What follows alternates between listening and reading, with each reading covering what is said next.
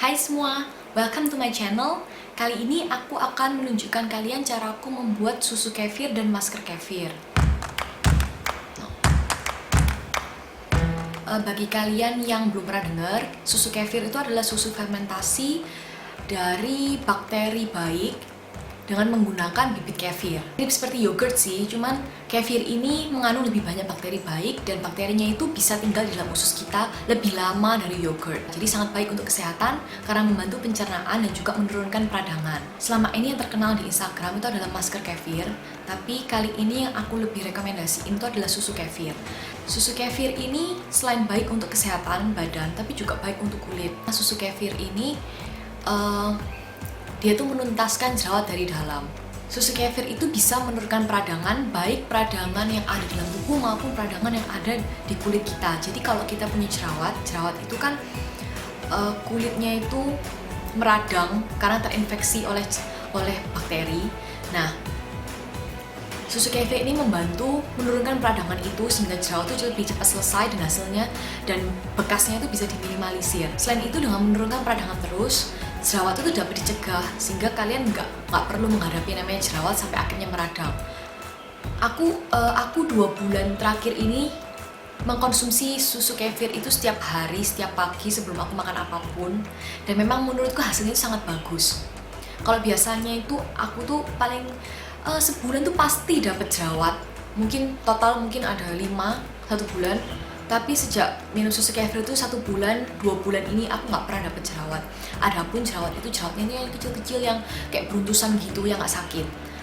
Jadi aku memang bener-bener merasa dampaknya susu kefir itu sangat bagus untuk kulit.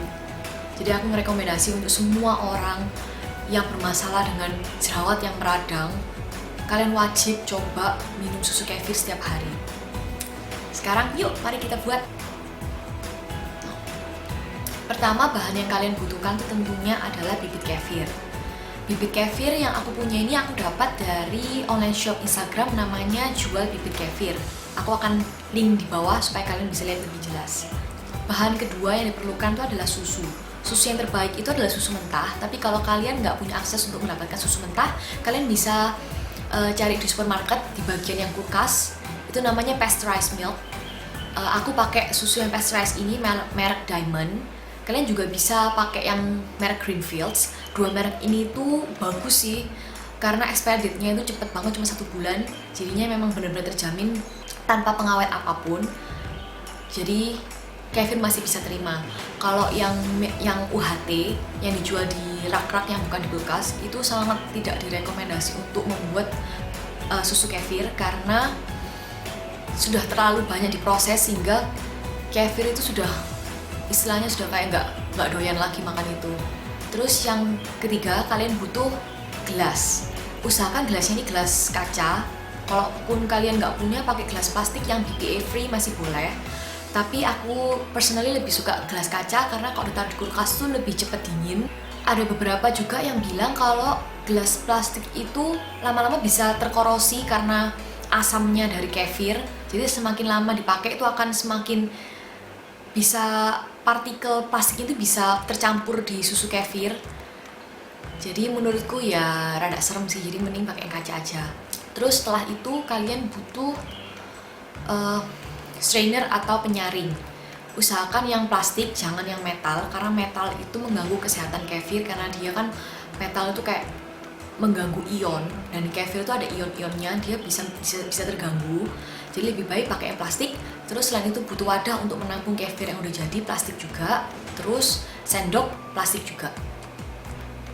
Pertama kalian tinggal siapin aja susu di dalam gelas kaca. Kalau biasanya aku sekali fermentasi itu 300 ml. Terus aku masukin bibit kefirku sebanyak 1 sendok makan. Terus tutup gelasnya, jangan sampai rapat supaya gas fermentasinya bisa keluar. Taruh di tempat yang tidak terkena sinar matahari, seperti di lemari atau di ruangan yang gelap. Aku biasanya nunggu sampai sekitar 15 jam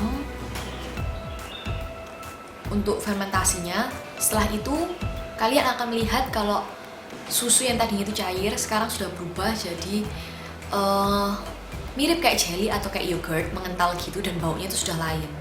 Ini menandakan kalau kefir kalian itu berhasil. Setelah itu susu kefirnya tinggal disaring untuk mendapatkan kembali bibit kefirnya.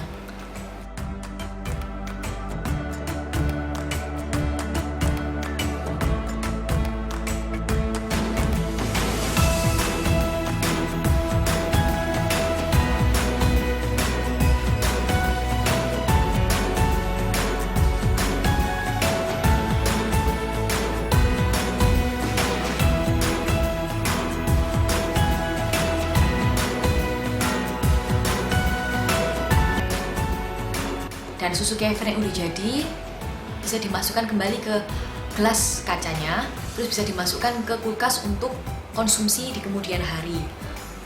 Nah, itu caranya kalian membuat susu kefir. Sekarang kalau kalian membuat masker kefir, caranya itu sama, cuman kalian diamkan bibit kefirnya di dalam susu kefir itu lebih lama sampai teksturnya itu terpisah antara yang padat dan yang cair. Yang padat itu biasanya di atas, itu namanya curd, yang di bawah itu yang bening namanya itu whey. Nah, yang curd-nya ini kalian bisa pakai sebagai masker. Kalau yang whey biasanya orang pakai sebagai toner sih, tapi aku pribadi lebih suka untuk dikonsumsi. Jadi aku campur di susu fermentasi yang udah jadi, aku aduk terus aku konsumsi aja. Terus kalau gimana kalau kalian mau pergi liburan atau kalian mau break fermentasi dulu untuk beberapa saat, bisa juga. Kalian tinggal masukin bibit kefirnya di dalam susu, terus kalian masukin aja di kulkas. Biasanya tuh tahan sampai beberapa hari. Seperti yang lalu aku liburan ke Bali selama 4 hari, itu aku lakuin kayak gitu. Terus waktu kembali aku langsung saring bibit kefir dari susunya. Nah, itu terus bibit kefirnya aku masukin ke susu baru.